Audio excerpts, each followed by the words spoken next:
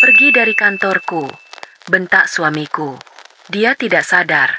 Akulah pemilik saham terbesar perusahaan ini. Pembalasanku yang kejam baru saja akan dimulai. Sebelum kita mulai, absen dulu yuk.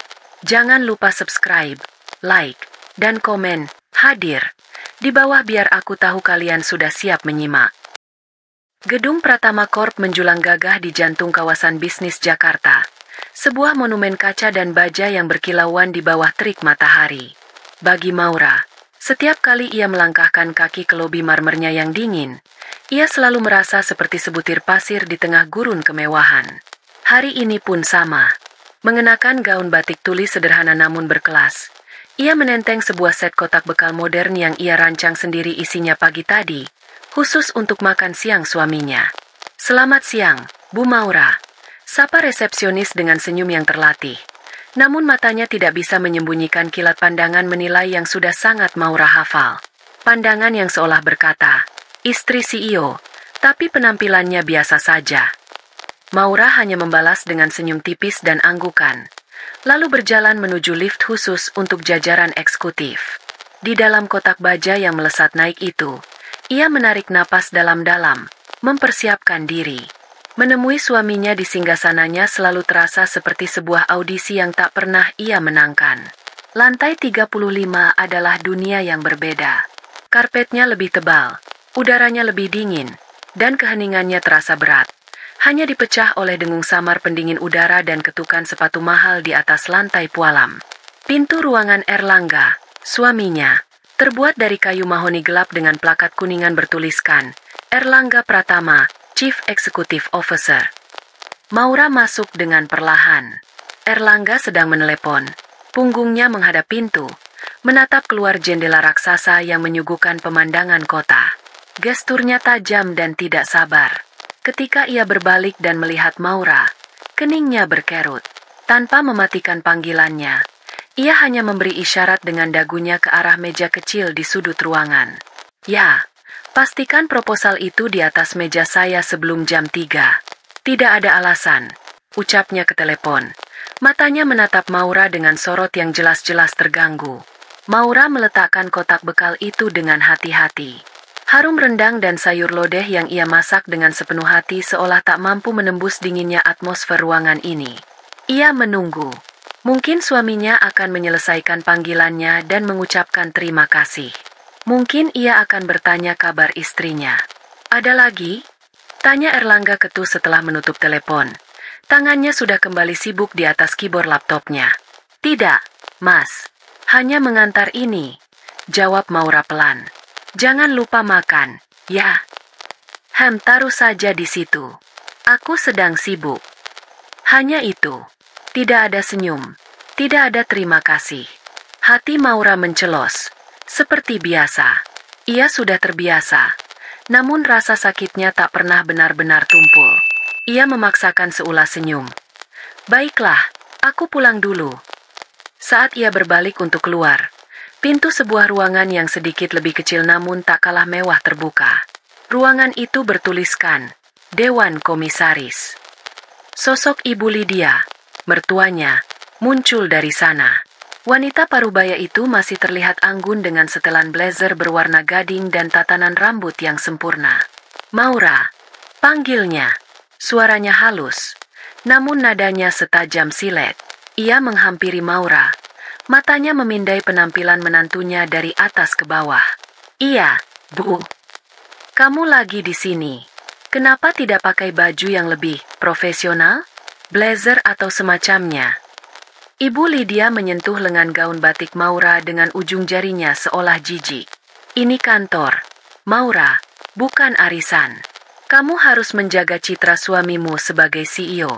Penampilanmu mencerminkan dirinya." Setiap kata adalah tamparan tak terlihat. Maura hanya bisa menunduk. "Maaf, Bu. Saya hanya berniat mengantar makan siang untuk Mas Erlangga." "Lain kali biar office boy saja yang mengurus hal-hal seperti ini," sahut Ibu Lydia sebelum berlalu menuju ruangan putranya, meninggalkan Maura yang membeku di koridor yang sepi. Di balik punggung mertuanya, Maura bisa melihat senyum puas di wajah Jessica, sang sekretaris, yang berdiri di ambang pintu ruangan Erlangga. Seolah mereka baru saja berbagi kemenangan kecil atas dirinya. Maura menarik napas, merasakan dinding kesabarannya retak sedikit lagi. Sore itu, sebuah panggilan telepon dari Erlangga memaksa Maura untuk kembali ke Pratama Corp. Suaminya meninggalkan sebuah map dokumen penting di rumah, dan ia membutuhkannya segera untuk rapat. Dengan sedikit enggan, Maura kembali menembus kemacetan Jakarta. Setibanya di lantai 35, ia langsung menuju ruangan Erlangga. Ia memiliki kebiasaan lama dari awal pernikahan mereka yang lebih bahagia. Masuk tanpa mengetuk pintu jika ia tahu suaminya sedang sendirian. Sebuah kebiasaan yang hari ini akan ia sesali. Saat mendorong pintu mahoni itu, pemandangan di dalamnya membuat langkahnya terhenti. Di dekat jendela, Erlangga berdiri membelakanginya, dan Jessica berdiri sangat dekat di hadapannya. Tangan wanita itu dengan gerakan yang intim sedang merapikan dasi Erlangga. Jari jemarinya menyapu dada bidang suaminya. Wajah mereka hanya berjarak beberapa inci. Mereka tertawa pelan, berbagi momen yang jelas bukan antara atasan dan bawahan. Melihat pintu terbuka, keduanya sontak melompat menjauh seperti remaja yang tertangkap basah. Wajah Erlangga yang tadinya santai berubah menjadi merah karena marah. "Maura, tidak bisakah kamu mengetuk pintu? Ini ruang kerja saya, bukan kamar tidur." Hardiknya, suaranya menggelegar. Maura terpaku. Napasnya tercekat di tenggorokan. Aku mengantar dokumenmu, Mas." Jessica, dengan kemampuan akting yang luar biasa, segera memasang wajah polos dan sedikit takut. "Maaf, Bu Maura," ucapnya dengan suara manis yang dibuat-buat. "Tadi dasi Pak Erlangga sedikit miring sebelum rapat dengan klien. Saya hanya membantu merapikannya. Maaf jika terlihat tidak sopan." Sebuah senyum kemenangan yang tipis dan cepat tersungging di bibir Jessica sebelum ia menunduk, seolah merasa bersalah. Maura melihatnya dengan jelas. Itu adalah senyum seorang pemangsa yang telah menandai wilayahnya. Rasa sakit yang tajam menghantam dada Maura, lebih menyakitkan dari bentakan suaminya. Itu adalah sakitnya pengkhianatan. "Lain kali tunggu di luar sampai sekretaris saya mempersilakan masuk," bentak Erlangga lagi, merebut map dari tangan Maura tanpa menatap wajahnya. Dengan hati yang hancur, Maura berbalik dan berjalan keluar. Ia tidak langsung menuju lift. Ia butuh waktu untuk menenangkan diri. Ia berjalan ke arah pantry eksekutif untuk mengambil segelas air. Dari sana, ia bisa melihat ke arah lounge mewah tempat para petinggi biasa bersantai. Dan di sanalah ia melihatnya. Jessica sedang duduk di sofa kulit, berbincang dengan Ibu Lydia. Meskipun mereka berbicara dengan suara pelan, di keheningan lantai itu, beberapa potong kalimat sampai ke telinga Maura. "Iya, Bu. Kasihan Pak Erlangga. Sepertinya beliau sangat stres. Tadi Bu Maura masuk begitu saja tanpa permisi. Pak Erlangga sampai kaget. Mungkin lain kali perlu diingatkan soal etika kantor, Bu, demi menjaga wibawa Bapak," keluh Jessica dengan nada yang dibuat penuh simpati. Ibu Lydia mengangguk-angguk. Wajahnya menunjukkan kekesalan. "Anak itu memang tidak pernah bisa menempatkan diri," desis Ibu Lydia. Ia kemudian melirik ke arah pantry. Tatapannya bertemu dengan mata Maura. Ada kilat kebencian dan kejengkelan yang tidak disembunyikan di sana. Saat itu juga, Maura mengerti sepenuhnya. Ini bukan hanya tentang suaminya yang berselingkuh. Ini adalah sebuah persekutuan. Jessica adalah pion, dan Ibu Lydia adalah ratu yang melindunginya. Mereka berdua bekerja sama untuk menyingkirkannya dari papan catur ini. Dan ia, sang permaisuri yang sah, sedang terpojok sendirian. Gelas air di tangannya bergetar. Akhir pekan seharusnya menjadi waktu istirahat. Sebuah jeda dari drama kantor. Namun bagi Maura, akhir pekan seringkali berarti makan malam wajib di kediaman Ibu Lydia. Sebuah rumah megah di kawasan elit yang lebih terasa seperti istana dingin ketimbang rumah yang hangat. Malam itu, seperti biasa, percakapan di meja makan didominasi oleh Erlangga dan ibunya. Mereka membahas bisnis, merger, akuisisi, dan angka-angka triliunan rupiah yang terdengar asing di telinga Maura, meskipun ia diam-diam memahaminya lebih dari yang mereka kira. Jangkauan pasar kita stagnan di kuartal ini, keluh Erlangga sambil memotong steaknya dengan kasar. Divisi pemasaran tidak ada terobosan baru. Semuanya bermain aman. Ibu Lydia menimpali, mungkin sudah saatnya kita mengakuisisi perusahaan retail yang lebih kecil untuk memperluas distribusi. Butuh suntikan dana besar, tapi hasilnya pasti. Selama ini Maura hanya diam, mengaduk-aduk makanannya. Namun, ia telah menghabiskan beberapa minggu terakhir untuk melakukan riset secara diam-diam. Ia melihat sebuah celah pasar yang besar, sebuah peluang yang belum tersentuh oleh para raksasa korporat seperti Pratama Corp. Dengan sedikit keberanian yang ia kumpulkan, ia memutuskan untuk angkat bicara. "Mas," mulainya dengan suara pelan, membuat kedua orang itu menoleh dengan sedikit terkejut. "Aku sempat baca-baca dan berpikir, bagaimana kalau Pratama Corp tidak hanya fokus pada bisnis skala besar? Bagaimana kalau kita coba buat sebuah platform digital untuk merangkul UMKM di daerah?" Erlangga mengangkat alis. "UMKM? Maksudmu pedagang kecil?" "Iya," lanjut Maura. Semangatnya mulai tumbuh. "Kita bisa menjadi pemasok bahan baku utama bagi mereka dengan harga yang kompetitif, sekaligus menjadi fasilitator penjualan produk mereka secara online. Kita bangun ekosistemnya.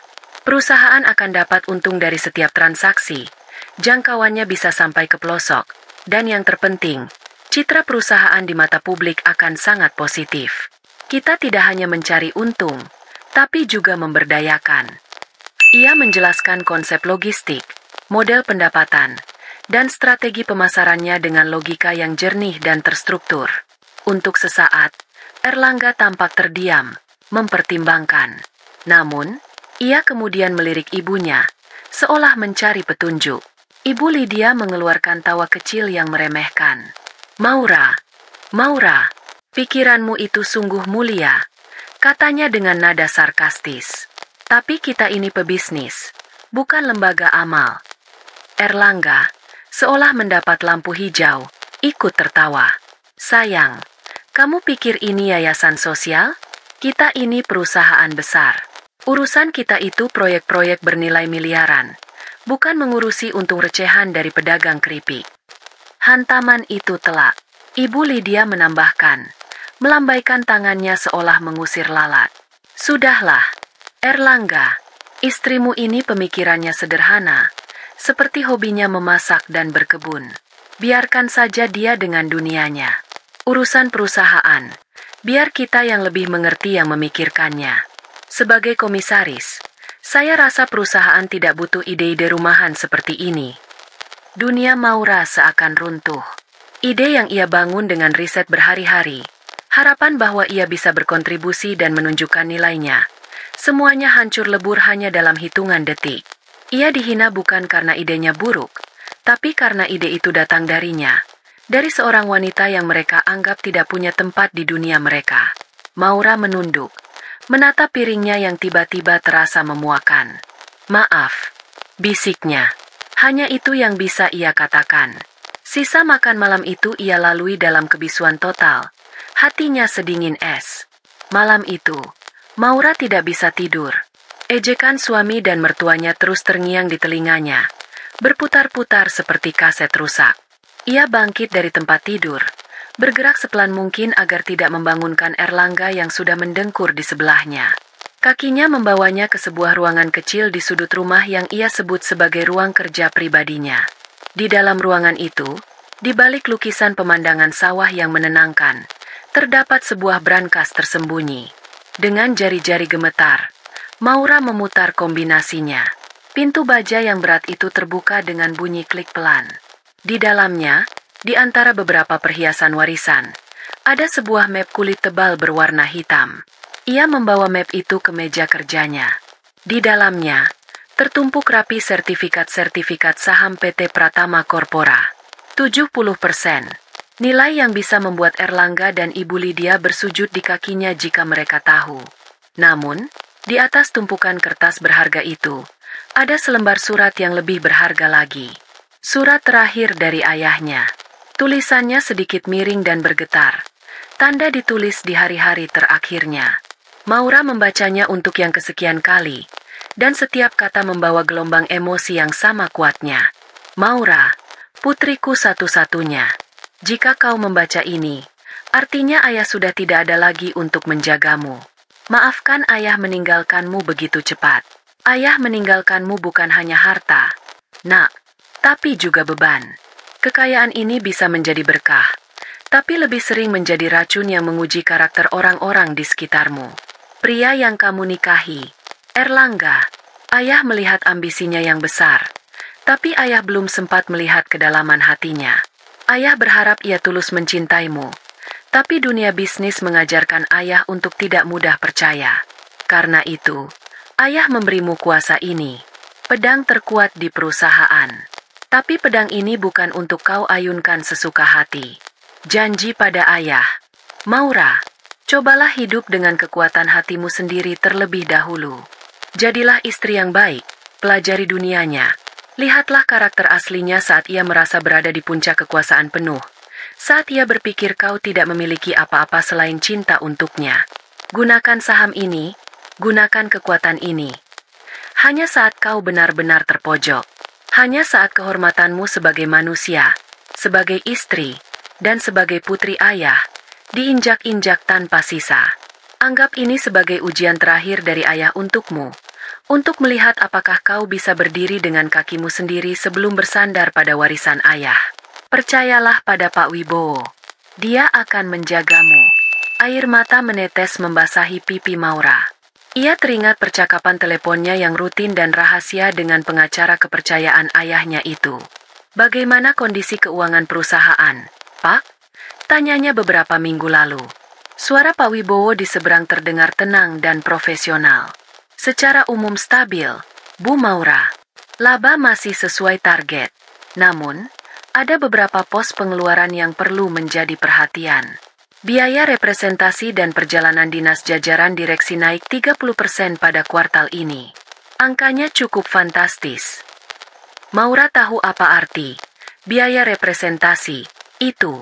Liburan mewah Erlangga dan Jessica yang disamarkan sebagai perjalanan bisnis. Ia hanya bisa menghela napas. Tolong terus pantau saja, Pak. Belum waktunya. Baik, Bu. Saya memegang amanat almarhum Bapak. Maura menyeka air matanya. Ia mengelus surat ayahnya dengan lembut sebelum memasukkannya kembali ke dalam map. Kesabarannya selama ini bukanlah kelemahan atau kebodohan. Kesabarannya adalah sebuah sumpah. Sebuah janji suci pada pria yang paling ia hormati di dunia. Ia akan memegang janji itu sampai titik darah penghabisan. Tapi malam ini, setelah semua hinaan yang ia terima, ia merasa titik itu semakin dekat. Hari itu dimulai dengan energi yang berbeda. Ada ketegangan yang terasa di udara bahkan saat Maura menelepon Erlangga di pagi hari. Suaminya terdengar singkat dan mudah tersinggung. Mas, ada acara apa di kantor hari ini? Sepertinya sibuk sekali. Ada tamu penting dari luar negeri. Sudah, jangan banyak tanya. Aku sedang pusing. Jawab Erlangga sebelum menutup telepon. Tamu penting. Hati Maura tergerak. Ini adalah kesempatannya untuk menunjukkan dukungan, untuk membuktikan bahwa ia bisa menjadi istri seorang CEO yang membanggakan, bukan hanya sumber masalah seperti yang selalu dituduhkan mertuanya. Sebuah ide cemerlang muncul di benaknya. Ia tidak akan datang dengan kotak bekal biasa. Ia akan menyajikan jamuan makan siang berkelas dengan cita rasa Indonesia terbaik. Sepanjang pagi, ia sibuk di dapur bersama asisten rumah tangganya, menyiapkan rendang yang dimasak semalaman, sate lilit dengan sambal mata segar, gulai kepala ikan, hingga hidangan penutup berupa serabi kuah kinca yang elegan. Semua ia tata dengan artistik di dalam set catering premium yang baru ia beli. Ini adalah caranya berkata, "Aku mendukungmu." Sekitar tengah hari, ia tiba di lobi Pratama Corp. Suasana lebih ramai dari biasanya. Beberapa wajah asing dengan setelan mahal terlihat berbincang di sudut lobi. Maura mencengkeram pegangan kotak cateringnya lebih erat. Sedikit gugup namun penuh harap. Dari seberang lobi, ia melihat Erlangga berjalan bersama Ibu Lydia dan rombongan tamu asing itu. Mereka tampak sangat serius. Saat itulah, Jessica, yang entah sejak kapan berdiri di dekat pilar, melihat Maura. Kilat licik yang dingin terpancar di matanya. Saat Maura berjalan menuju lift eksekutif, Jessica bergerak untuk mencegatnya, memasang senyum paling ramah yang pernah Maura lihat. "Wah, Bu Maura, repot-repot sekali siang ini. Bawa apa, Bu?" Sapanya dengan suara manis. Tepat saat rombongan klien penting itu berbelok dan berjalan ke arah yang sama, menuju lift yang sama, Jessica melakukan gerakannya. Ia berpura-pura tersandung kakinya sendiri, lalu menabrakkan tubuhnya dengan keras ke arah Maura. Benturannya begitu tiba-tiba dan kuat. Maura terhuyung mundur. Keseimbangannya goyah. Kotak catering teratas di tumpukannya miring, lalu jatuh dengan gerakan lambat yang mengerikan. Wadah berisi rendang yang masih hangat dan urap sayuran yang berwarna-warni pecah berantakan di atas lantai marmer putih yang mengilap, tepat di jalur yang akan dilewati para klien. Saus rendang berwarna coklat kemerahan dan serakan sayuran menciptakan pemandangan yang kacau dan menjijikan. Gas! Suara napas tertahan terdengar di seluruh lobi. Rombongan klien itu berhenti mendadak. Wajah mereka menunjukkan keterkejutan yang bercampur dengan rasa jijik. Hening seketika. Wajah Erlangga berubah dalam sekejap. Dari terkejut, menjadi merah padam, lalu menjadi topeng amarah yang mengerikan. Citranya, kesepakatan bisnis terbesarnya, harga dirinya, semua hancur di depan matanya oleh sebuah insiden yang konyol dan memalukan. "Maura!" Teriakannya menggema seperti ledakan bom di lobi yang senyap. Semua mata tertuju padanya. "Apa yang kau lakukan? Kau mempermalukanku." Ibu Lydia bergegas menghampiri. Wajahnya pucat karena malu dan marah. "Ya Tuhan, anak ini selalu membuat masalah. Tidakkah kau lihat kita sedang ada tamu penting? Kenapa kau harus datang kemari? Hah?" Maura membeku. Otaknya kosong. Ia tergagap. Aku tidak sengaja. Jessica, dia." Tapi Erlangga sudah buta oleh amarah. Ia tidak peduli pada penjelasan. Ia hanya melihat bencana. Ia mencengkeram lengan Maura dengan kasar. Jari-jarinya seolah meremukan tulang. "Aku sudah muak. Muak dengan kekampunganmu. Muak dengan semua tingkahmu yang memalukan." Desisnya. Suaranya bergetar karena emosi. Ia menyeret Maura dengan paksa melintasi lobi, melewati tatapan ngeri para karyawan dan tatapan bingung para tamu asing. Maura mencoba meronta, tapi tenaganya tak sebanding. "Mas, lepaskan. Sakit. Aku bisa jelaskan." Isaknya. Erlangga tidak mendengarkan. Ia menyeretnya sampai ke pintu utama. Dengan satu gerakan kasar, ia mendorong tubuh istrinya keluar. "Pergi dari sini. Jangan pernah injakan kakimu lagi di kantorku." Maura terjerembab ke trotoar yang keras di luar gedung. Lutut dan telapak tangannya tergores. Kotak-kotak catering yang tadi ia siapkan dengan penuh cinta kini berserakan di sekelilingnya, menjadi saksi bisu kehancurannya. Pintu kaca otomatis yang megah itu berdesir pelan, lalu tertutup. Di permukaannya yang mengilap, Maura melihat pantulan dirinya yang menyedihkan. Seorang wanita yang terduduk di trotoar, dikelilingi oleh sisa-sisa pengabdiannya yang dihancurkan. Ilusi pernikahannya, kesabarannya, semuanya telah pecah berkeping-keping. Dan di tengah puing-puing itu, sesuatu yang lain mulai bangkit. Sesuatu yang dingin, keras, dan tak kenal ampun. Trotoar yang keras dan panas itu terasa menusuk kulit lutut Maura yang tergores. Untuk beberapa detik yang terasa seperti selamanya, dunia seakan berhenti berputar. Suara klakson dari jalan raya, derap langkah orang-orang yang melewatinya, semuanya terdengar sayup-sayup. Yang paling jelas adalah tatapan mereka. Tatapan kasihan, tatapan penasaran, dan yang terburuk, tatapan mencemooh. Ia, Maura, istri dari CEO Pratama Corp, baru saja dilempar keluar dari gedung suaminya sendiri seperti sampah. Penghinaan itu begitu pekat, begitu menyakitkan, hingga rasanya seperti ada tangan tak terlihat yang meremas jantungnya sampai kering. Ia ingin menangis, menjerit, meraung-raung meluapkan segala sakit hatinya. Tapi tidak ada air mata yang keluar. Rasa sakit itu terlalu dalam untuk sekadar menjadi air mata. Rasa sakit itu membakar, mengkristal, lalu membeku di dalam jiwanya, mengubah kerapuhan menjadi sesuatu yang lain. Sesuatu yang keras dan dingin seperti baja. Dengan gerakan yang kaku, Maura memaksa dirinya untuk bangkit. Ia mengabaikan perih di lututnya dan rasa panas di telapak tangannya. Ia merapikan gaun batiknya yang sedikit berdebu dengan sisa-sisa martabat yang ia miliki. Ia tidak menoleh ke belakang, ke pintu kaca yang telah memisahkannya dari kehidupan lamanya. Ia berjalan lurus ke tepi jalan. Tatapannya kosong namun tajam. Sebuah taksi berhenti di hadapannya. "Mau kemana, Bu?" tanya sopir taksi itu. Maura terdiam sejenak. Pulang? Rumah itu bukan lagi tempatnya. Itu adalah sangkar emas yang dibangun di atas kebohongan. "Ke Hotel Grand Mahakam," jawabnya dengan suara yang terdengar asing di telinganya sendiri. Datar dan tanpa emosi.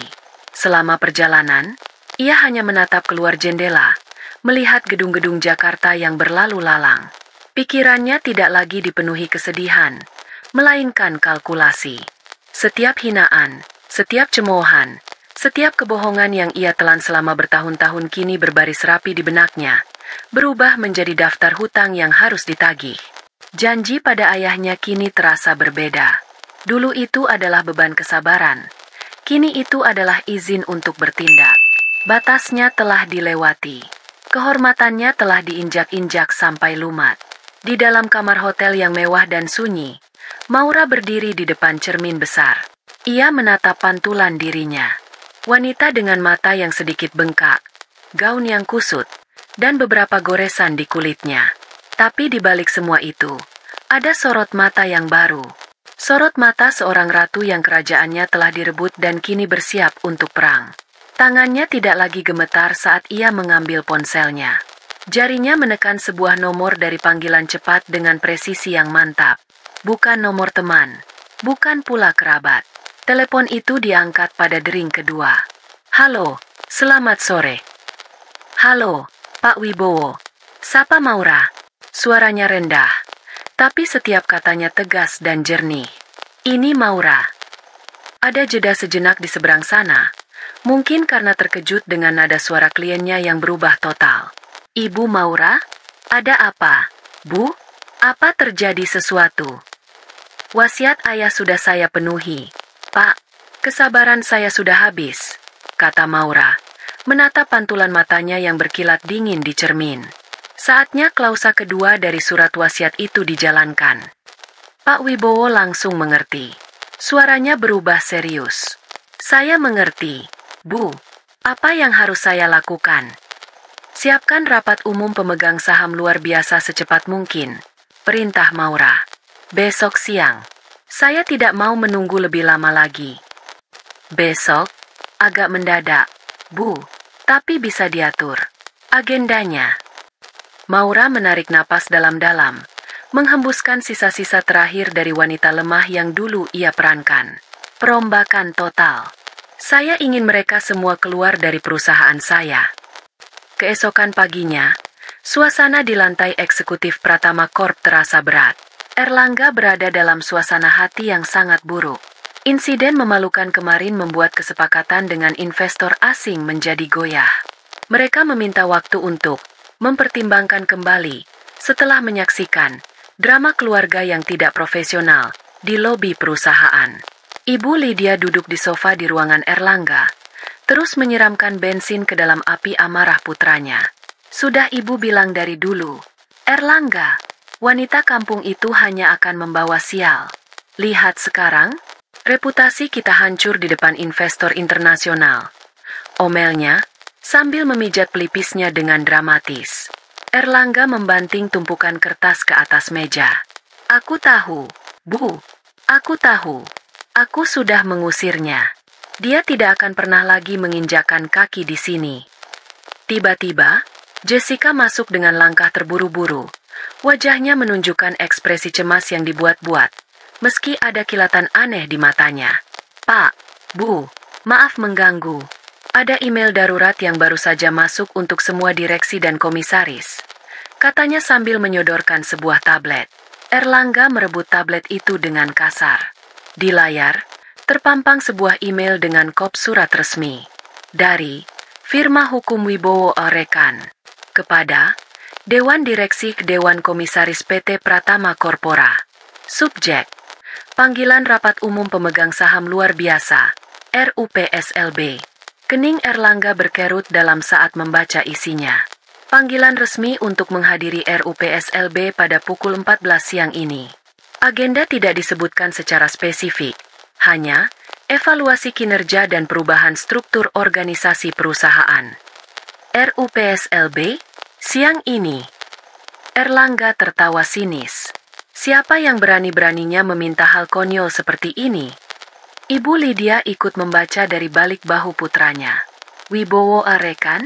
Bukankah itu firma hukum milik pengacara tua almarhum papanya Maura? Siapa yang dia wakili? Paling-paling dia berhasil mengumpulkan beberapa pemegang saham minoritas yang panik karena berita soal investor kemarin. Sahut Erlangga dengan nada meremehkan. Ia melemparkan tablet itu kembali ke meja. Gabungan saham mereka semua bahkan tidak sampai 20%. Mereka mau apa? Menggulingkan saya? Ini lelucon. Ibu Lydia tersenyum miring. Benar, anggap saja ini hiburan. Biarkan saja mereka datang. Nanti kita permalukan mereka semua di ruang rapat karena sudah membuang-buang waktu kita. Ide bagus, Bu. Erlangga setuju.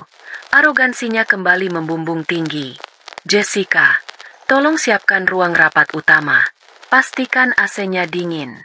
Biar para pengecut itu sedikit menggigil. Jessica tersenyum. Baik, Pak. Mereka bertiga tertawa. Sama sekali tidak menyadari bahwa mereka sedang menertawakan surat panggilan menuju tiang gantungan mereka sendiri. Di mata mereka, ancaman ini tak lebih dari seekor nyamuk yang mengganggu, yang bisa ditepuk hingga mati kapan saja. Mereka terlalu buta oleh kekuasaan untuk melihat badai tsunami yang sedang meluncur dengan kecepatan penuh ke arah mereka. Pukul 13.55. Suasana di ruang rapat utama terasa ganjil. Meja kayu panjang yang mengilap itu sudah diisi oleh beberapa orang. Erlangga duduk angkuh di kursi utama di ujung meja.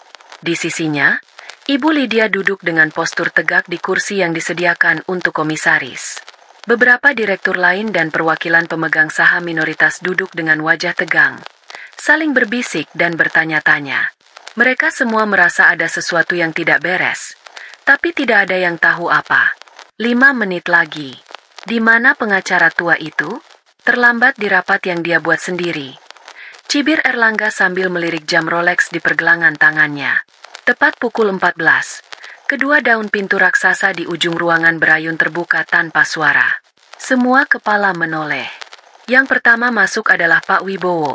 Mengenakan setelan jas paling formal. Wajahnya serius dan tanpa senyum. Membawa sebuah tas kerja kulit yang tebal. Ia berhenti sejenak di ambang pintu.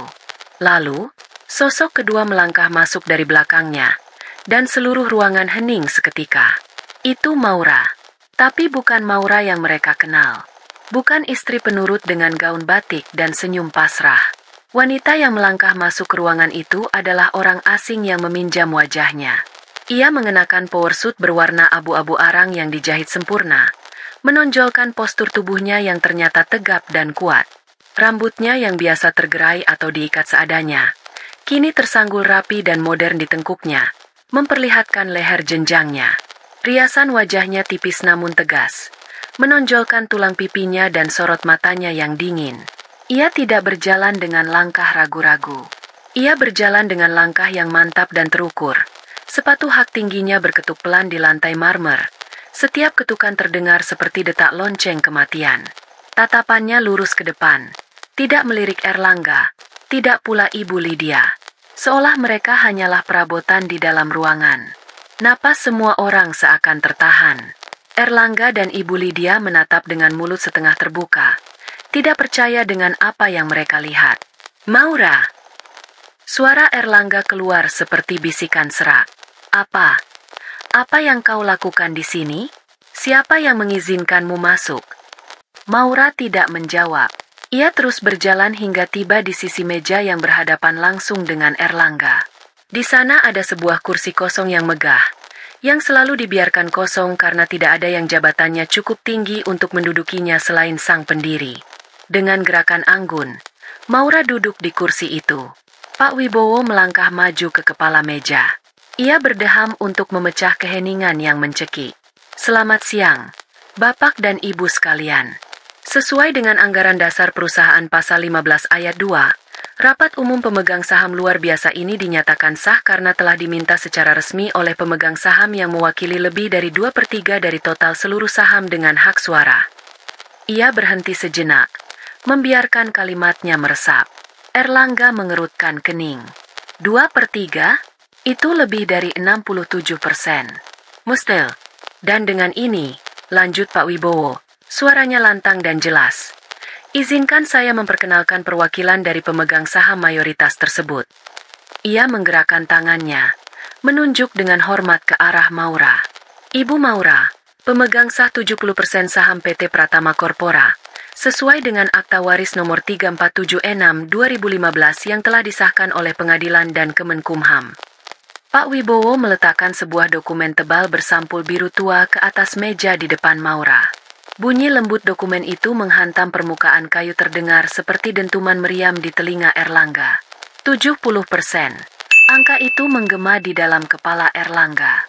Wajahnya yang tadi angkuh kini mengering dari semua warna, menjadi sepucat kertas. Ia menatap dari dokumen itu ke wajah Maura yang dingin dan tanpa ekspresi, lalu kembali ke dokumen itu. Dunia yang ia bangun di atas kesombongan dan kebohongan baru saja runtuh menimpanya. Keheningan dipecahkan oleh suara Erlangga yang tercekat. Tidak mungkin, desisnya, menggelengkan kepala seolah mencoba mengusir mimpi buruk. Ini bohong. Rekayasa. 70%, pekik Ibu Lydia. Wajahnya yang tadi tenang kini berkerut ngeri. Ia bangkit dari kursinya. Itu tidak masuk akal. Itu adalah aset keluarga kami, aset Pratama. Akhirnya, Maura angkat bicara. Suaranya tidak keras, tapi memotong keheningan seperti pisau bedah yang tajam dan dingin.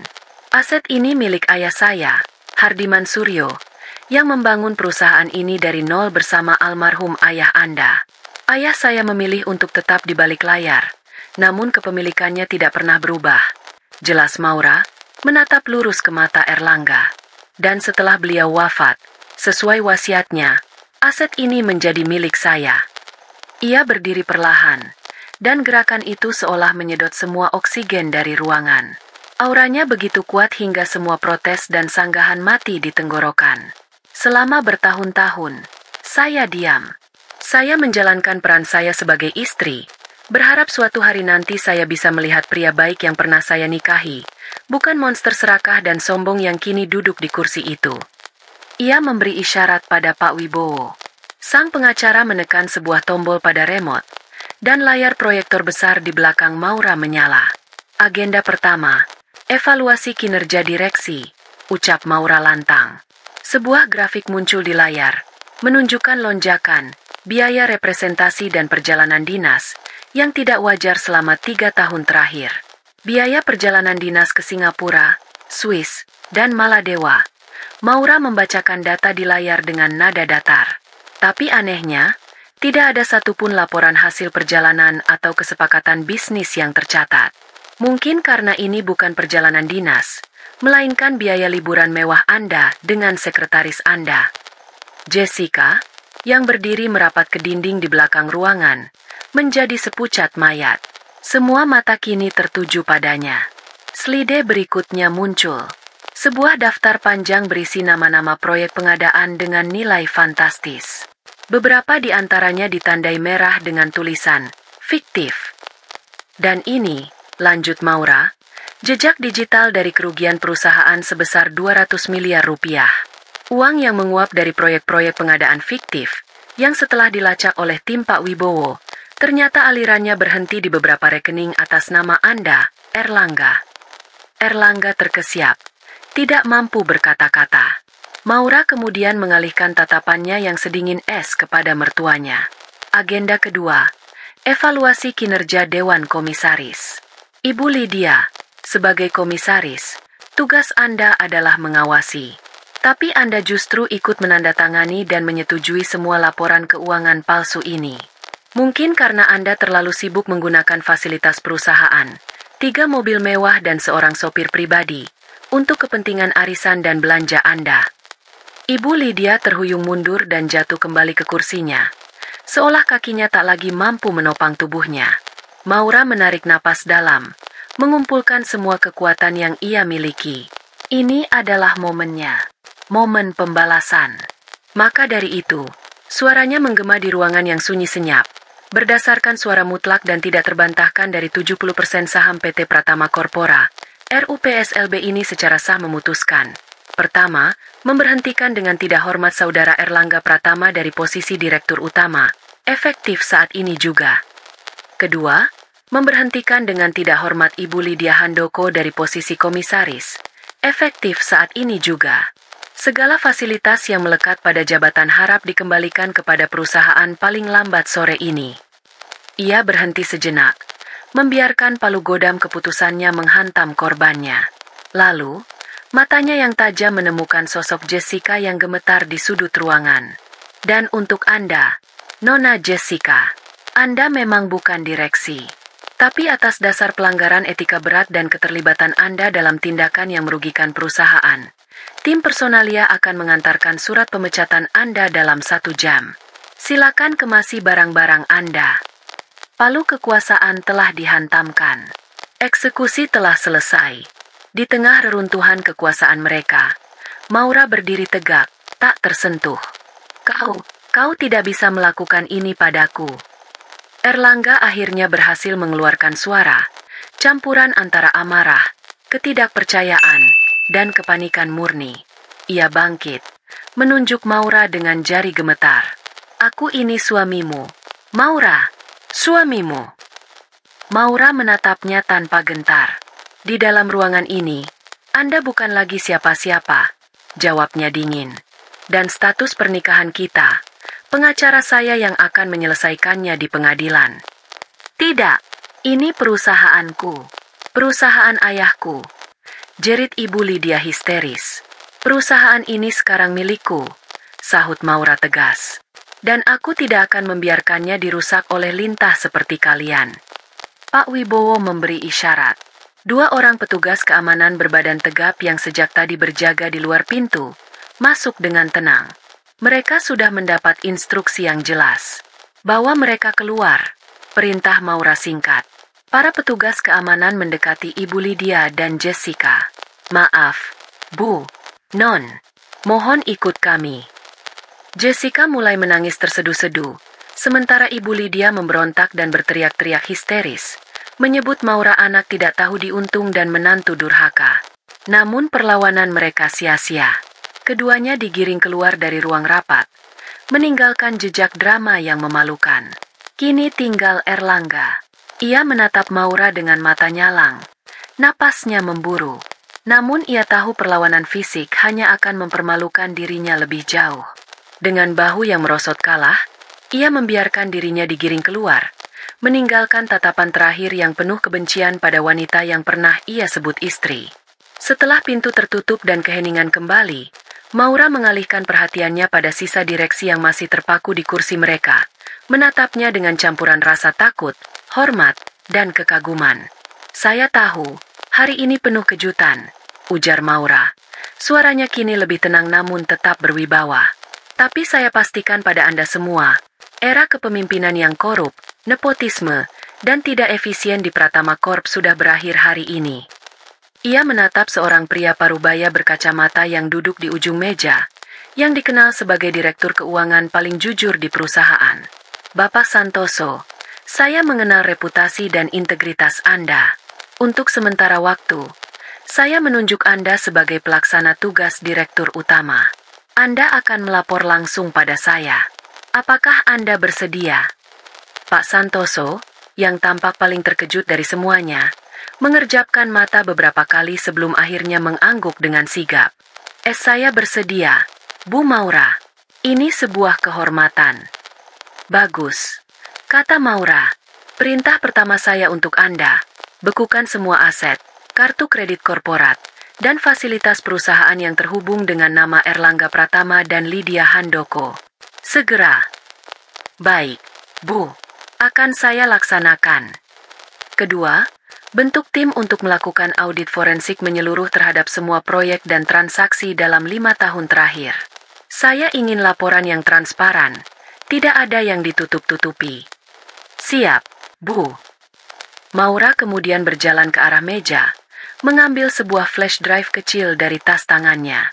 Ia meletakkannya dengan mantap di atas meja di depan Pak Santoso.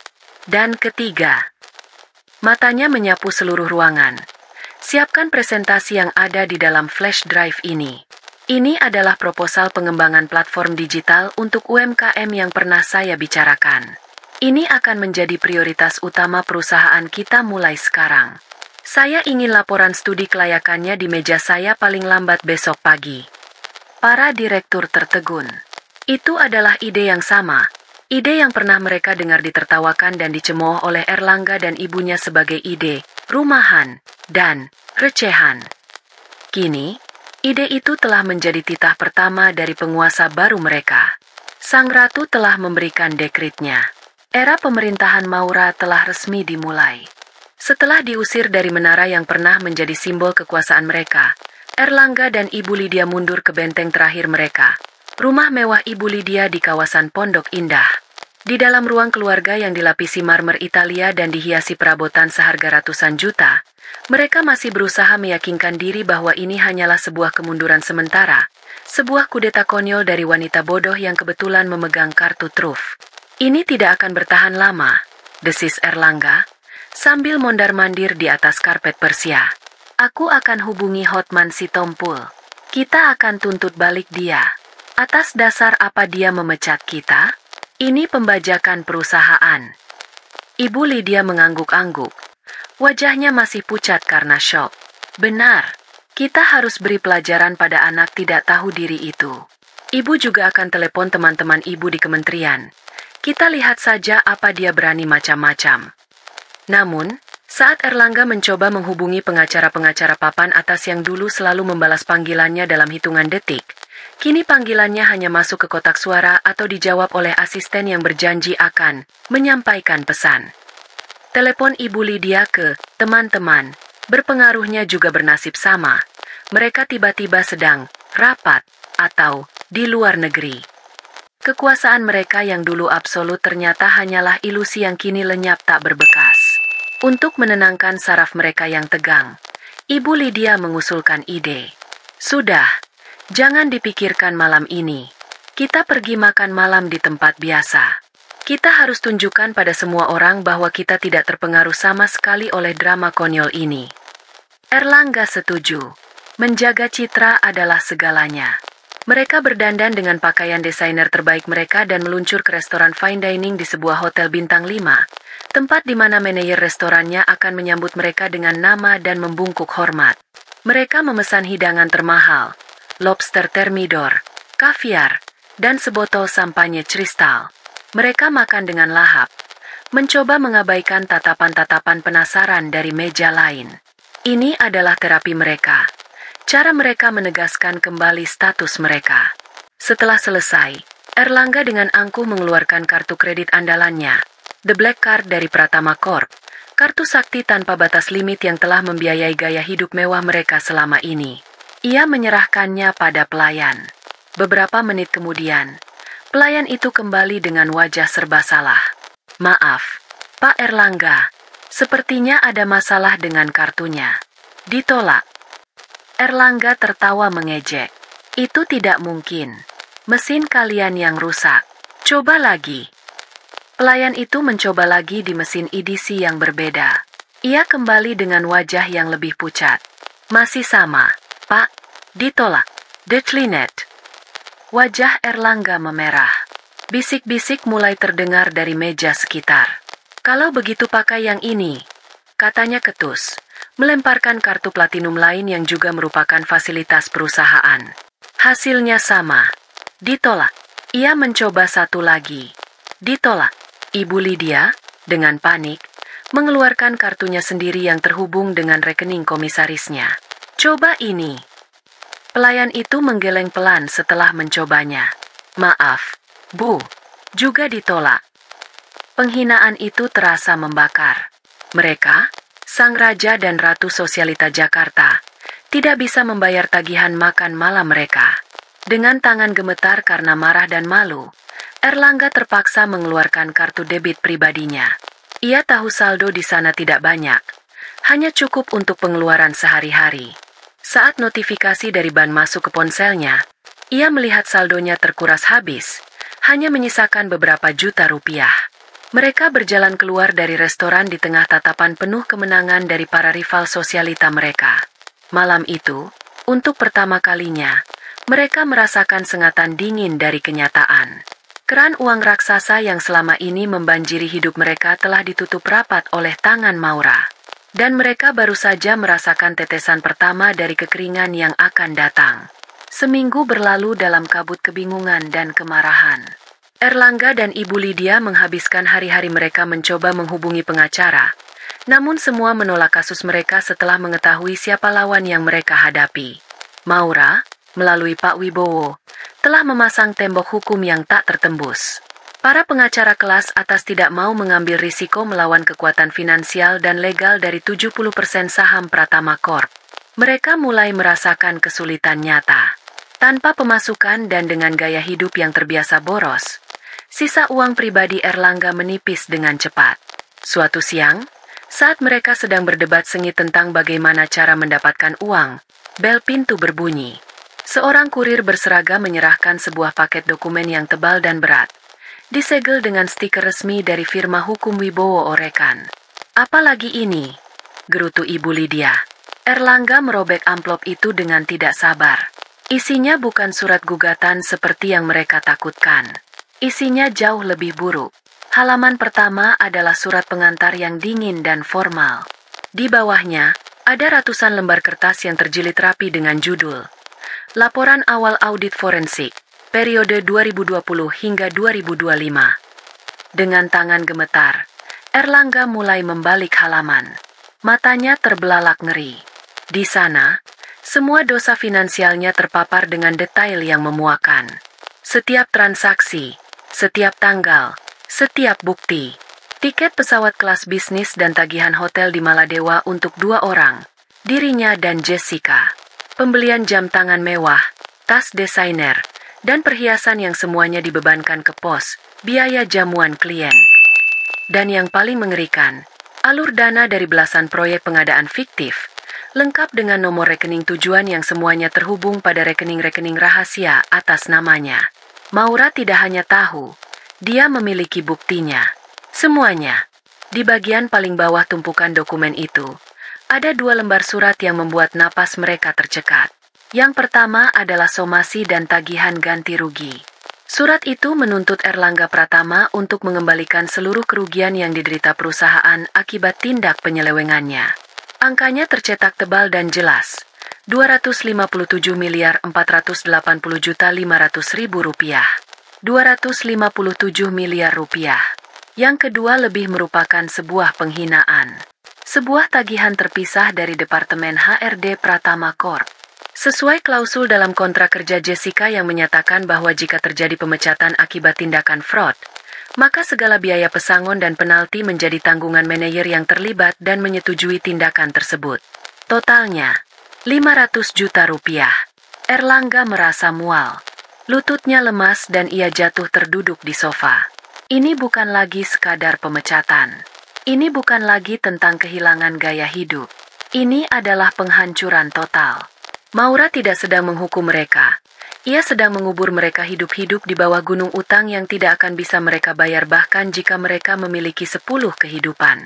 Angka 257 miliar itu seolah menari-nari di depan mata mereka, mengejek kemiskinan mereka yang baru.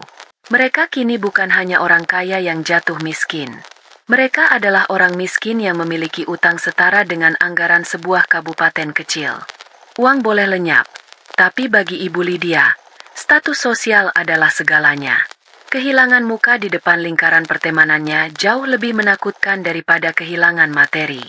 Dengan sisa-sisa kepercayaan dirinya, ia bersikeras untuk tetap menghadiri pertemuan arisan kelas atasnya yang diadakan di sebuah kafe privat di mal paling mewah di Jakarta. Kita tidak boleh terlihat kalah.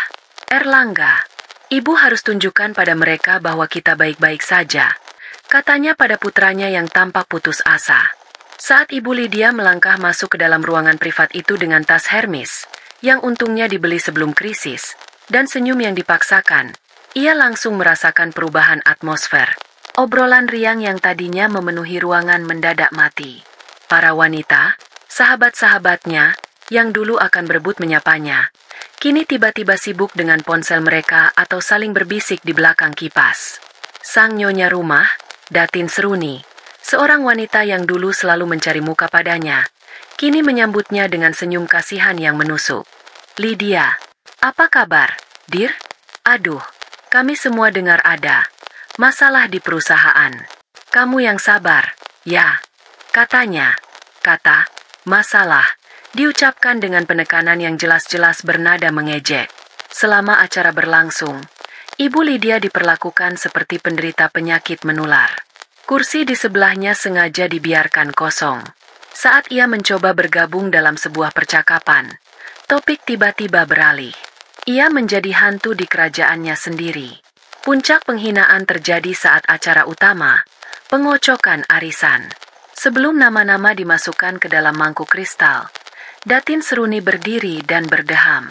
"Para hadirin yang terhormat," mulainya dengan suara lantang. "Mengingat pentingnya menjaga integritas dan kelancaran arus kas arisan kita, pengurus telah sepakat untuk menerapkan sebuah aturan baru.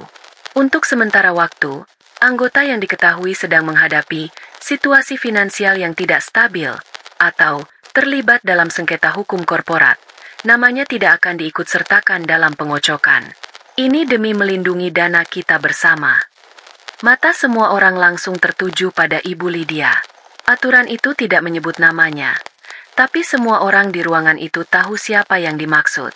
Itu adalah sebuah tamparan publik yang dirancang dengan sempurna.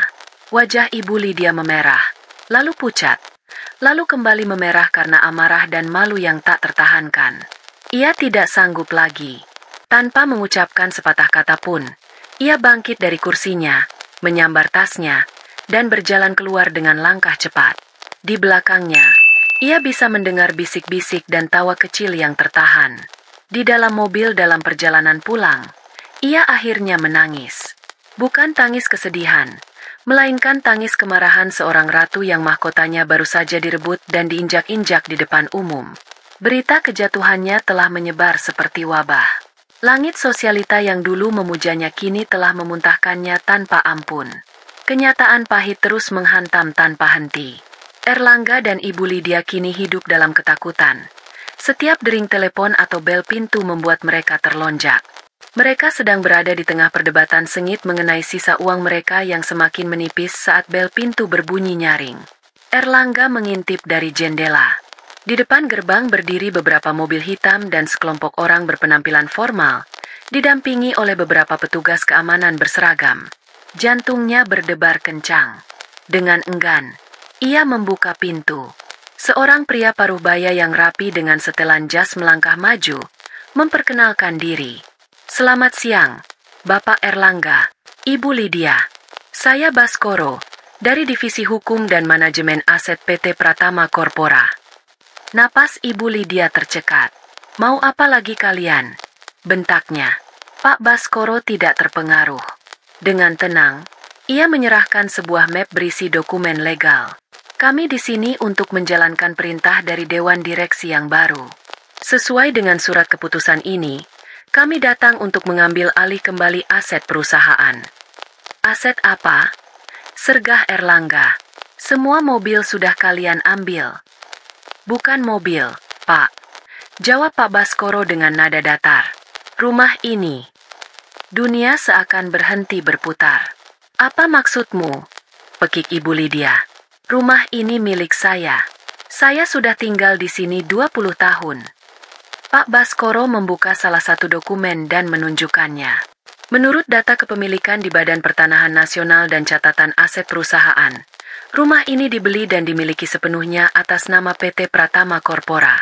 Rumah ini disediakan sebagai fasilitas jabatan untuk Dewan Komisaris. Mengingat posisi Ibu Lydia sebagai komisaris telah diberhentikan secara tetap, maka sesuai aturan perusahaan, fasilitas ini harus ditarik kembali. Setiap kata adalah paku yang ditancapkan ke peti mati mereka. Rumah yang menjadi simbol status mereka, tempat mereka membesarkan Erlangga, panggung dari pesta-pesta megah mereka, ternyata tidak pernah benar-benar menjadi milik mereka. Itu hanyalah sangkar emas lain yang dipinjamkan oleh perusahaan. Anda tidak bisa melakukan ini, teriak Erlangga. Amarahnya meledak. Kami bisa, dan kami sedang melakukannya, Pak. Sahut Pak Baskoro dengan dingin. Surat perintah ini sah secara hukum. Anda memiliki waktu 24 jam untuk mengemasi barang-barang pribadi Anda. Tepat besok siang pukul 12, tim kami akan datang untuk menyegel properti ini. Jika Anda menolak, kami akan menempuh jalur hukum dengan tuduhan penggelapan aset. Ibu Lydia tidak kuat lagi. Matanya memutih dan ia jatuh pingsan di pelukan Erlangga. Tapi drama itu tidak mengubah apapun. Pak Baskoro dan timnya hanya menatap tanpa emosi sebelum berbalik pergi. Erlangga memapah ibunya masuk ke dalam rumah. Ia menatap sekelilingnya. Lukisan-lukisan mahal, guci antik, lampu kristal yang berkilauan. Semua ini akan segera lenyap. Mereka akan diusir dari surga mereka sendiri. Mereka bukan hanya akan menjadi miskin dan terlilit utang. Mereka juga akan menjadi tunawisma. 24 jam terasa seperti 24 detik. Erlangga menghabiskan waktu itu dengan panik. Menelepon beberapa teman lamanya untuk meminjam uang. Sebagian besar menolak. Sisanya hanya memberinya sejumlah uang yang tidak seberapa. Dengan uang itu, ia berhasil menyewa sebuah rumah kontrakan kecil dengan 2 kamar tidur di daerah Bintaro. Sebuah penurunan drastis yang tak terbayangkan dari istana mereka di Pondok Indah. Tepat pukul 12 siang. Tim dari Pratama Corp datang. Para pekerja angkut mulai memindahkan barang-barang pribadi mereka ke dalam truk sewaan yang tampak kusam. Erlangga dan Ibu Lydia hanya bisa terduduk lemas di teras, menyaksikan kenangan hidup mereka diangkut keluar satu persatu. Saat segel perusahaan ditempelkan di gerbang utama, saat itulah kenyataan menghantam mereka dengan kekuatan penuh. Habis. Semuanya sudah habis. Tidak ada uang, tidak ada status, tidak ada teman, tidak ada rumah. Yang tersisa hanyalah utang ratusan miliar dan rasa putus asa yang tak bertepi. Di tengah keputusasaan itulah, mereka memutuskan untuk melakukan satu hal terakhir yang paling memalukan. Satu hal yang mereka bersumpah tidak akan pernah mereka lakukan. Memohon pada Maura. Melalui seorang mantan staf yang masih menaruh sedikit simpati, mereka berhasil mengetahui di mana Maura bekerja. Rupanya, Maura tidak menggunakan kantor CEO lama yang ditinggalkan Erlangga. Ia mendirikan sebuah markas perang di gedung kantor yang lebih kecil dan privat, tempat ia bekerja dengan tim inti barunya. Dengan sisa uang terakhir, mereka naik taksi ke gedung itu. Mereka menunggu di seberang jalan selama berjam-jam, seperti pengemis. Sore harinya, Maura akhirnya keluar. Ia masih terlihat sama, namun kini auranya berbeda. Ia tampak tenang, fokus, dan sangat berkuasa. Ia berjalan menuju mobilnya yang sudah menunggu. Ini adalah kesempatan mereka. Mereka berlari menyeberang jalan, tidak peduli pada klakson mobil yang marah. Maura, panggil Erlangga. Maura berhenti, menoleh. Wajahnya tetap tenang, tanpa ekspresi, tanpa pikir panjang. Erlangga menjatuhkan dirinya berlutut di atas aspal yang kotor. Maura, maafkan Mas. Maafkan aku, sayang. Isaknya, kata-kata yang dulu tak pernah terbayang akan keluar dari mulutnya. Ibu Lydia ikut-ikutan. Ia meraih ujung blazer mahal yang dikenakan Maura, menangis terseduh-seduh. Maafkan Ibu. Nak, Ibu salah. Kami mengaku salah. Kami mohon padamu. Nak, ampuni kami. Hentikan semua ini. Ibu mohon. Aksi mereka menarik perhatian beberapa pejalan kaki. Pemandangan seorang pria gagah dan seorang wanita tua yang bersujud di kaki seorang wanita muda yang anggun adalah sebuah drama yang langka. Maura menatap ke bawah, pada dua sosok yang kini terpuruk di kakinya. Ia melihat wajah mereka yang basah oleh air mata, mendengar permohonan mereka yang menyayat hati. Tapi di dalam mata mereka, ia tidak melihat penyesalan yang tulus atas rasa sakit yang telah mereka torehkan di hatinya. Ia hanya melihat kepanikan murni. Ketakutan dari hewan yang terpojok yang telah kehilangan segalanya. Mereka tidak menyesali perbuatan mereka. Mereka hanya menyesali konsekuensinya. Mereka tidak ingin dimaafkan.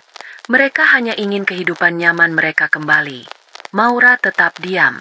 Ia membiarkan mereka terus memohon dan menangis di kakinya. Di atas trotoar yang kotor, di bawah tatapan orang banyak. Hatinya yang dulu penuh cinta kini telah menjadi sebongkah es. Dan es itu tidak akan meleleh hanya karena air mata buaya. Di atas trotoar yang kotor, di bawah tatapan segelintir orang yang penasaran, Erlangga dan Ibu Lydia masih bersujud. Isak tangis mereka memecah keheningan sore itu. Sebuah simfoni keputusasaan yang menyedihkan. Maura menatap mereka dari atas. Wajahnya setenang danau di pagi hari, tak beriak. Hatinya, yang dulu pernah luluh oleh permohonan sekecil apapun dari mereka, kini telah menjadi benteng yang tak tertembus. Berdiri, perintahnya. Suaranya tidak keras, tapi memiliki bobot yang membuat mereka berdua bergegas bangkit, seolah tersengat listrik. Mereka berdiri di hadapannya seperti pesakitan yang menunggu vonis hakim. Kalian pikir permintaan maaf bisa menghapus penghinaan yang kalian ludahkan di wajah saya di depan ratusan orang? Tanya Maura pelan. Setiap kata diucapkan dengan penekanan yang dingin. Kalian pikir air mata kalian bisa mengembalikan tahun-tahun hidup saya yang terbuang untuk melayani kesombongan kalian? Ia berhenti, membiarkan pertanyaannya yang retoris menggantung di udara yang berat. Erlangga dan Ibu Lydia hanya bisa menunduk. Tidak berani menatap matanya.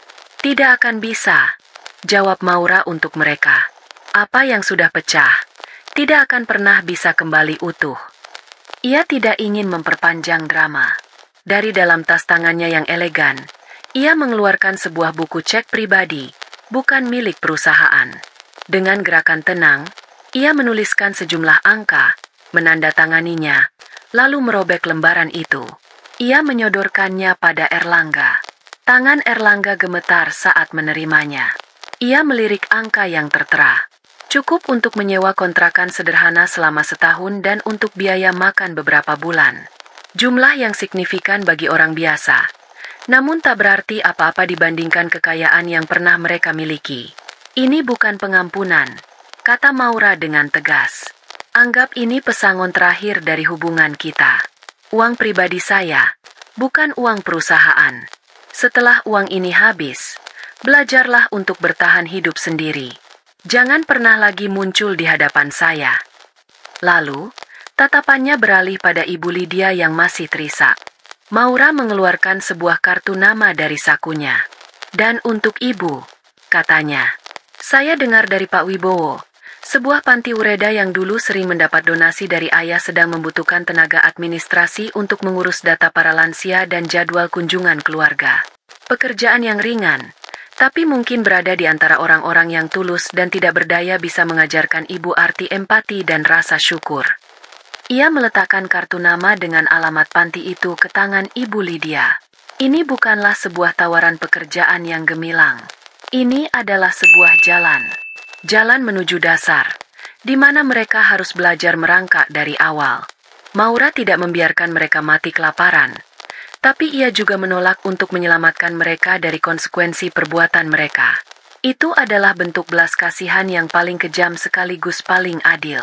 Tanpa menunggu jawaban, tanpa menoleh ke belakang, Maura berbalik dan melangkah masuk ke dalam mobilnya. Pintu tertutup dengan bunyi pelan, memisahkannya dari masa lalunya untuk selamanya. Saat mobil melaju, ia melihat dari kaca spion dua sosok yang berdiri terpaku di trotoar, memegang selembar cek dan selembar kartu nama, sisa-sisa dari kerajaan mereka yang telah runtuh. Maura tidak merasakan kepuasan. Ia hanya merasakan kelegaan. Beban itu akhirnya terangkat. Bulan-bulan berlalu. Pratama Corp di bawah kepemimpinan Maura mengalami transformasi radikal. Kantor CEO lama yang megah dan dingin kini kosong. Maura memilih untuk bekerja dari markas perang-nya. Sebuah ruang kerja terbuka yang besar di lantai lain, tempat ia bisa berinteraksi langsung dengan tim intinya. Atmosfer perusahaan yang dulu penuh dengan politik dan ketakutan, kini berganti menjadi energi kolaborasi dan inovasi. Proyek platform digital UMKM yang dulu diremehkan, kini telah diluncurkan dengan nama Nusantara Maju. Proyek itu meledak di pasaran. Dengan dukungan logistik dan modal dari Pratama Corp, ribuan pengusaha kecil dari berbagai pelosok negeri berhasil meningkatkan penjualan mereka berkali-kali lipat. Pratama Corp tidak hanya meraup keuntungan besar, tapi juga memenangkan hati masyarakat Indonesia. Maura bukan tipe pemimpin yang hanya duduk di Menara Gading. Suatu hari, ia melakukan kunjungan mendadak ke sebuah desa pengrajin batik di pedalaman Jawa Tengah. Tanpa pengawalan berlebihan, ia duduk lesehan di sebuah pendopo sederhana, minum teh tubruk bersama para pengrajin, mendengarkan keluh kesah dan aspirasi mereka. Ia mencatat semua masukan mereka dengan teliti. Berkat platform dari ibu, kami sekarang bisa kirim batik sampai ke Singapura, Bu, kata seorang ibu pengrajin dengan mata berbinar. Dulu, kami hanya bisa jual ke tengkulak dengan harga murah. Maura tersenyum tulus. Inilah kepuasan yang sesungguhnya. Bukan angka triliunan di laporan keuangan, tapi melihat dampak nyata dari kerja kerasnya. Pak Santoso, yang kini telah diangkat menjadi Direktur Operasional Tetap, seringkali menatap Maura dengan penuh kekaguman. Kombinasi yang langka, katanya pada Pak Wibowo suatu hari. Bu Maura memiliki ketajaman bisnis seperti almarhum ayahnya, tapi ia juga memiliki hati dan empati yang tidak pernah dimiliki Pak Erlangga. Dia memimpin dengan akal dan nurani.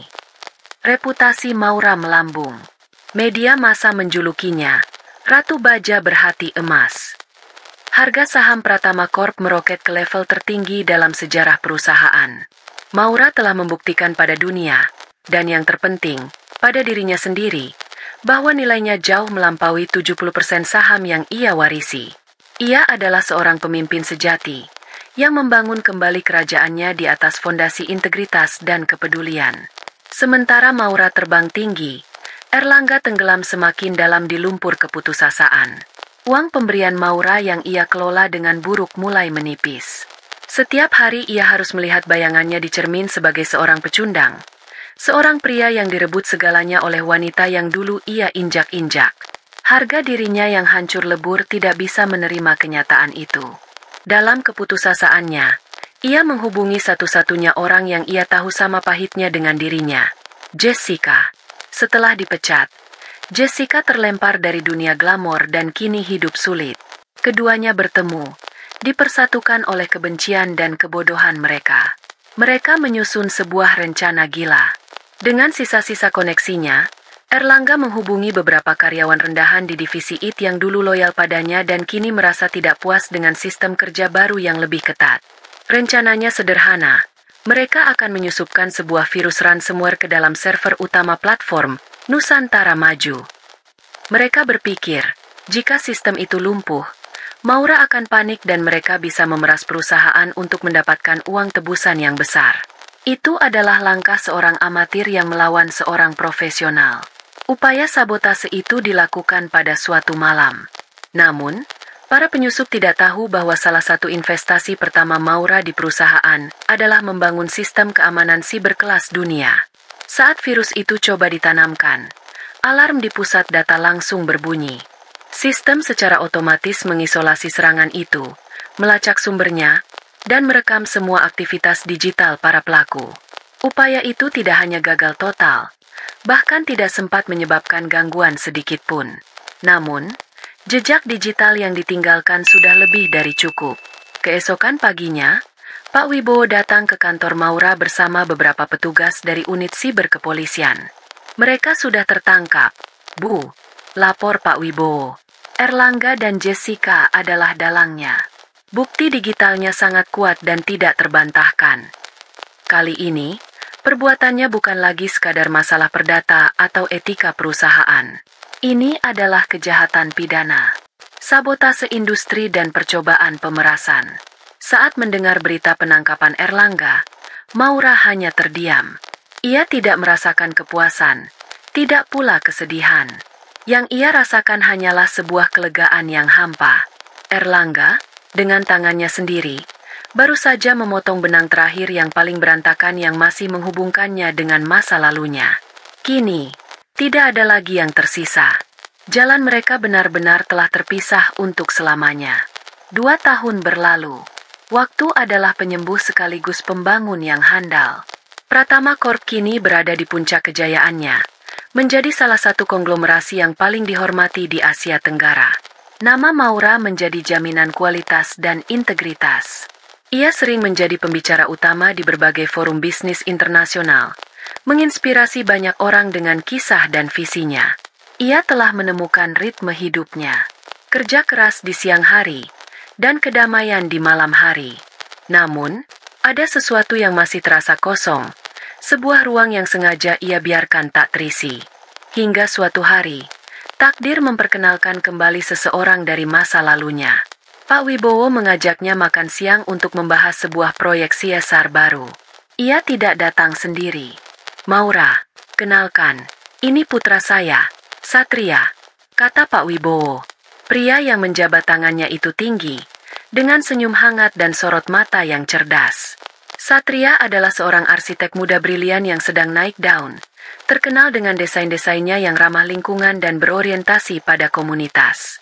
Pratama Corp, melalui yayasan amalnya, akan bekerja sama dengan firma arsitektur Satria untuk membangun serangkaian pusat komunitas dan perpustakaan gratis di daerah-daerah tertinggal.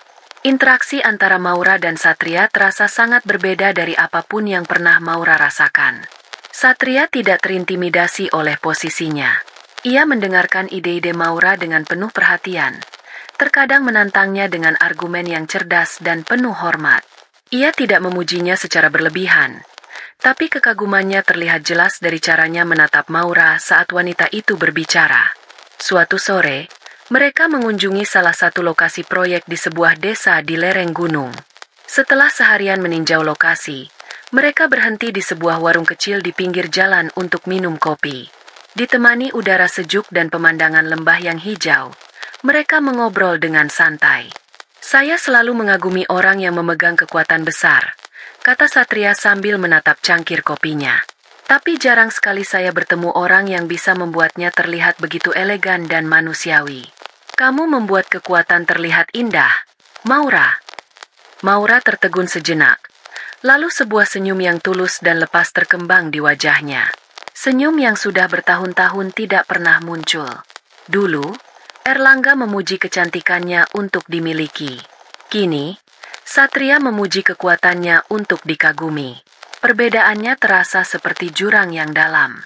Tidak ada pernyataan cinta yang dramatis. Hanya ada percikan pemahaman, benih dari rasa hormat dan kenyamanan. Di sore yang tenang itu, Maura merasa matahari baru mulai terbit di cakrawala hatinya. Sebuah awal yang baru, yang dibangun di atas pondasi yang sehat dan setara. Suatu senja yang sibuk, mobil mewah Maura berhenti di sebuah persimpangan padat di pinggiran Jakarta. Hujan rintik-rintik mulai turun, membuat lampu-lampu jalan berpendar di atas aspal yang basah. Sambil menunggu lampu hijau, pandangan Maura tanpa sengaja menyapu ke sekeliling. Dan di sanalah ia melihatnya. Di pintu masuk sebuah kompleks ruko yang ramai, berdiri seorang pria berseragam satpam berwarna biru tua, sibuk meniup peluit dan mengatur mobil yang keluar masuk. Pria itu tampak jauh lebih tua dari usianya.